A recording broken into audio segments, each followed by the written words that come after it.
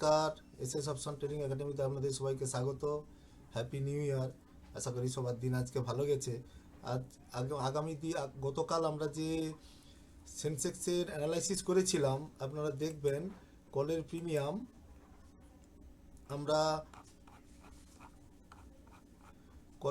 আমরা সকালে অ্যানালাইসিস করে বলেছিলাম যে আগের দিন যারা কল রাইডারদের প্রচুর লস হয়েছে, তাই মার্কেট কিন্তু আজকে সাইডওয়েজ ওরা রাখার চেষ্টা করবে। কিন্তু কল রাইডাররা খুব বদমাশ হয়, ওরা ওদের লসটা ওরা মেনে নিতে পারে না। ওরা যে কোনোভাবেই মার্কেটকে সাইডওয়েজ করে ওরা ওদের লসটা তোলার চেষ্টা করে। তাই সারাদিন দেখবেন মার্কেট কিন্তু সাইডওয়েজ ছিল। আপনি দেখবেন মার্কেট সারাদিনে আপনি এই সেন্সেক্স দেখুন মাত্র 32 পয়েন্ট নিচের দিকে গেছে, ডাউন ছিল। কিন্তু কলের প্রিমিয়াম দেখুন আপনি প্রায় 300-র আশপাশ থেকে প্রিমিয়াম কিন্তু নেবে একদম 90 টাকার কাছাকাছি এসে ক্লোজ হয়েছে।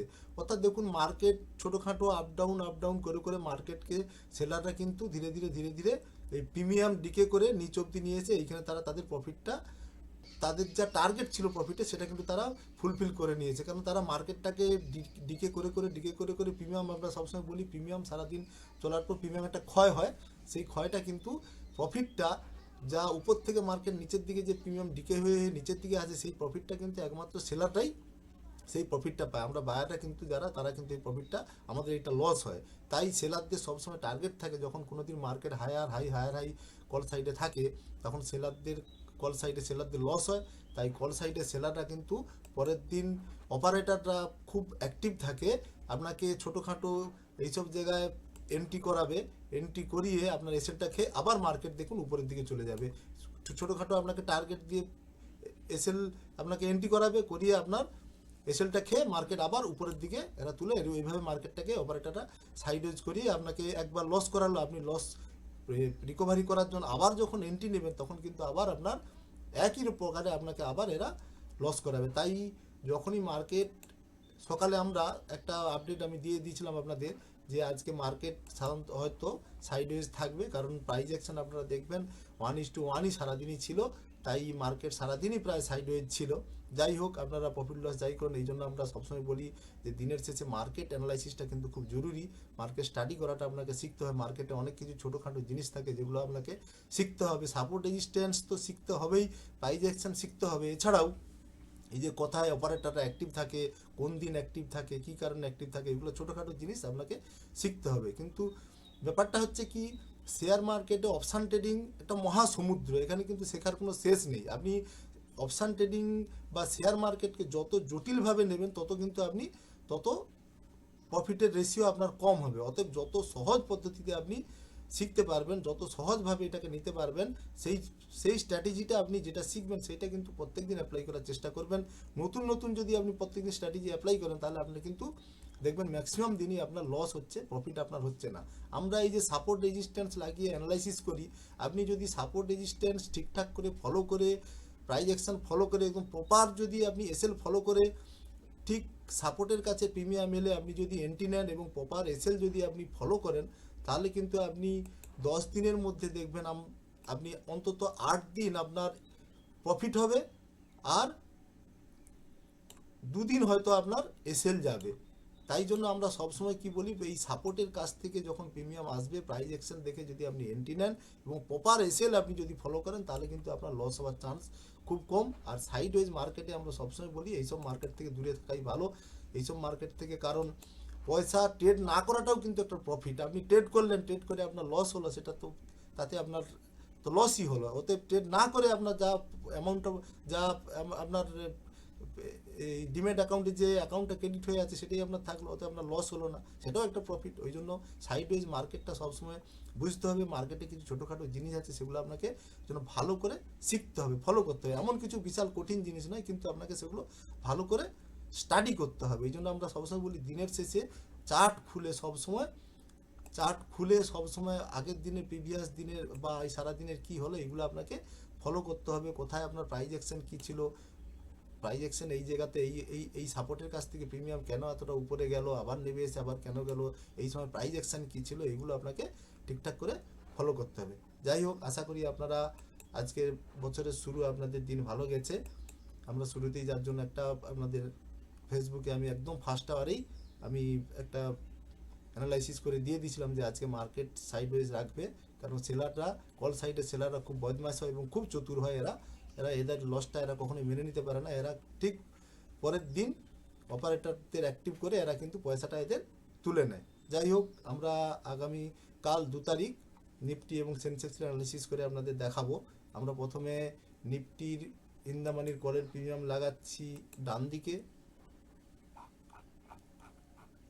এটা হচ্ছে নিফটির ইন দ্য মানির কলের প্রিমিয়াম, আর ডান দিকে লাগাচ্ছি নিফটি ইন দ্য মানির পুটের প্রিমিয়াম।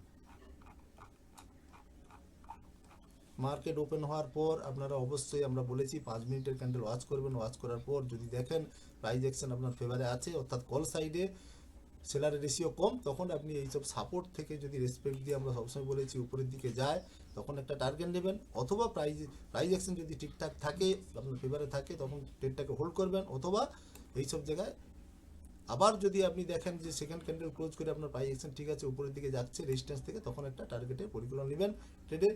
এছাড়া আপনি কিন্তু সবসময় প্রপার এসএল ফলো করবেন। যদি দেখা যায় আপনি মার্কেটে এন্ট্রি নিলেন, এন্ট্রি নেওয়ার পর সেন্সেক্সের ক্ষেত্রে আমরা সবসময়, নিফটির ক্ষেত্রে আমরা বলছি 15 পয়েন্ট, আপনি 15 পয়েন্ট এসএল আপনার চলে গেলে আপনি চুপচাপ বসে থাকুন, আবার আপনি টার্গেটের জন্য ওয়েট করুন। আপনার যদি এইসব সাপোর্টের কাছে আবার প্রিমিয়াম এসে আপনার প্রাইস অ্যাকশন আপনার ফেভারে থাকে, তখন আপনি আবার একটা ট্রেড নিয়ে আপনার লস কভার করতে পারবেন। এটা গেল নিফটির কল সাইডে। পুট সাইডেও সেম, যদি দেখেন সকালে এসে পুট সাইডে সেলার রেশিও কম, তাহলে সাপোর্ট রেজিস্ট্যান্সকে ফলো করে পুট সাইডে একটা ট্রেডের পরিকল্পনা নেবেন। এরপর আমরা সেন্সেক্সের ইন দ্য মানির কলের প্রিমিয়াম বাম দিকে লাগাচ্ছি। এটা হচ্ছে সেন্সেক্সের ইন দ্য মানির কলের প্রিমিয়াম, আর ডান দিকে লাগাচ্ছি সেন্সেক্সের ইন দ্য মানি পুটের প্রিমিয়াম। এক্ষেত্রেও তাই, যদি দেখেন সকালে সেলারের রেশিও কল সাইডে কম, তাহলে সাপোর্ট রেজিস্ট্যান্সকে ফলো করে আপনি কল সাইডে একটা এন্ট্রি পরিকল্পনা করবেন। আর পুট সাইডেও যদি তাই, যদি দেখেন যে পুট সাইডে সেলার রেশিও কম, সেক্ষেত্রেও আপনি সাপোর্ট রেজিস্ট্যান্সকে ফলো করে অবশ্যই আপনি একটা ট্রেডের পরিকল্পনা পুট সাইডে নেবেন। আর এই যে আমরা সাপোর্ট রেজিস্ট্যান্স লাগাই, এইটা সবসময় জানবেন কখনো ডট টু ডট হয় না। আমরা আগেও বলেছি এই যে যে সাপোর্ট রেজিস্ট্যান্স আমরা এইগুলো যে টেনেছি, এগুলো কোনোদিন ডট টু ডট হয় না।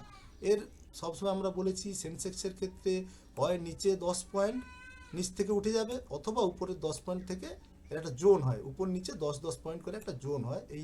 এটা কোনোদিন ডট টু ডট হয় না। এটা নিফটির ক্ষেত্রে, এটা সেন্সেক্স আছে যেহেতু, এটা সেন্সেক্সের ক্ষেত্রে আমরা সবসময় বলেছি 10 পয়েন্ট, আর নিফটির ক্ষেত্রে এটা হয় 5 থেকে 6 পয়েন্ট কি 7 পয়েন্ট একটা ডট টু ডট হয়। আমরা সবসময় বলেছি এইটা কখনোই ডট টু ডট হয় না, এর একটা জোন হয়, সাপোর্ট রেজিস্ট্যান্সের একটা জোন হয়। সেটা হচ্ছে সেন্সেক্সের ক্ষেত্রে 10 থেকে 12 পয়েন্ট আপনি ধরুন, আর নিফটির ক্ষেত্রে 5-7 পয়েন্ট উপর নিচে একটা জোন। আর আমরা সবসময় বলেছি এইসব যেসব প্রিমিয়ামের নিচের দিকে সাপোর্ট নেই, ইন দ্য ইন্টারডেতে আপনি ওয়েট করবেন। নিচে যদি নিচ থেকে কোথাও ওপেন হয়, তাহলে যদি সাপোর্ট তৈরি করে, তখন সেখান থেকে আপনি একটা ট্রেডের পরিকল্পনা নেবেন।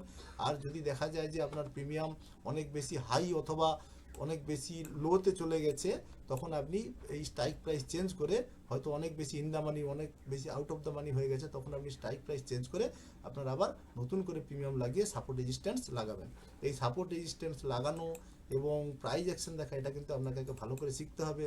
আর কিছু মার্কেটে ছোটোখাটো জিনিস থাকে যেগুলো আমরা বললাম, এই যে কখন মার্কেট কোন দিন সাইডওয়েজ হতে পারে, বা কি কি দেখে আমরা বুঝতে পারি যে আজকে মার্কেট সাইড, এইগুলো ছোটোখাটো জিনিস স্টাডি করতে হয়, এগুলো আপনাদের আগে শিখতে হয় ভালো করে।